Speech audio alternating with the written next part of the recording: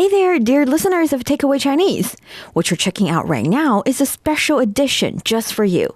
More Than Mandarin. This is where we break down the finer details of frequently used words so you know the ins and outs of them. Let's take a listen. For thousands of years, generations of Chinese craftsmen have dedicated themselves to perfecting porcelain-making techniques. Thanks to their hard work and modern technology, the age-old practices have been well inherited. Inherit in Chinese is 继承.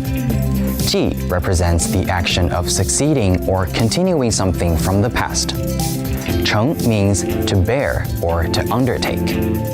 Together, 继承 signifies the continuation and transfer of material possessions and cultural and spiritual wealth. We can say she inherited a big fortune from her father. 她从她父亲那里继承了一大笔财富。As for porcelain making we mentioned in the beginning, we can also say he inherited the traditional techniques of making porcelain. 他继承了传统的制瓷技艺。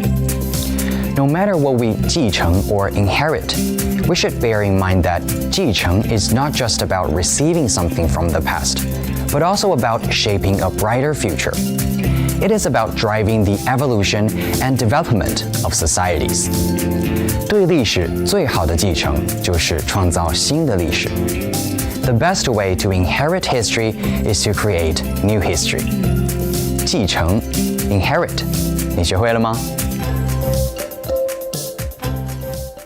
If you enjoy this extra segment and want to watch the video version, just search for More Than Mandarin on Facebook or YouTube. And don't forget to leave a comment and let us know if you appreciate our new edition.